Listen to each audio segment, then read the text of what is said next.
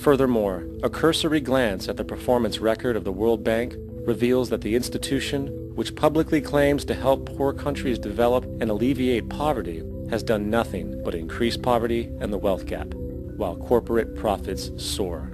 In 1960, the income gap between the fifth of the world's people in the richest countries versus the fifth in the poorest countries was 30 to 1. By 1998, it was 74 to 1. While global GNP rose 40% between 1970 and 1985, those in poverty actually increased by 17%. While from 1985 to 2000, those living on less than $1 a day increased by 18%. Even the Joint Economic Committee of the U.S. Congress admitted that there is a mere 40% success rate of all World Bank projects.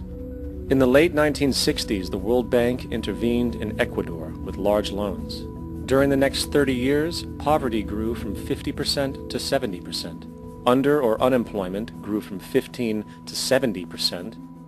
Public debt increased from 240 million to 16 billion, while the share of resources allocated to the poor went from 20% to 6%.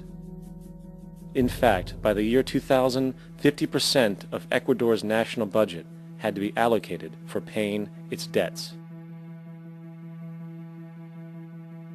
It is important to understand the World Bank is, in fact, a U.S. bank, supporting U.S. interests. For the United States holds veto power over decisions, as it is the largest provider of capital. And where did it get this money? You guessed it, it made it out of thin air through the fractional reserve banking system. Of the world's top 100 economies, as based on annual GDP, 51 are corporations, and 47 of that 51 are U.S.-based.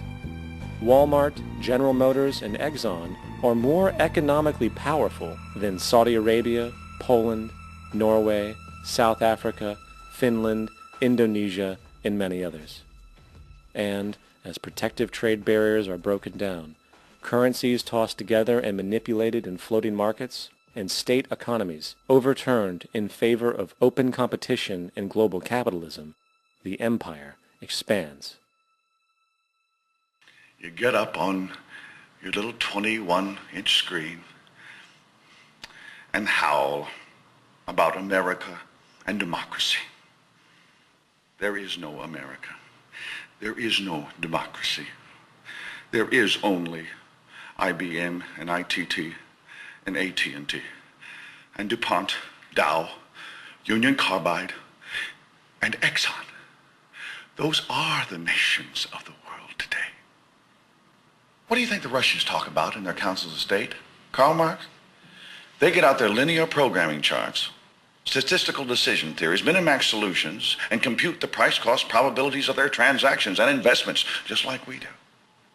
We no longer live in a world of nations and ideologies, Mr. Beale.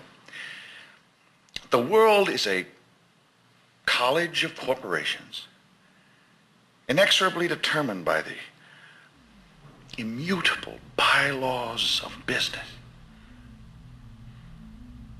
The world is a business, Mr. Beale.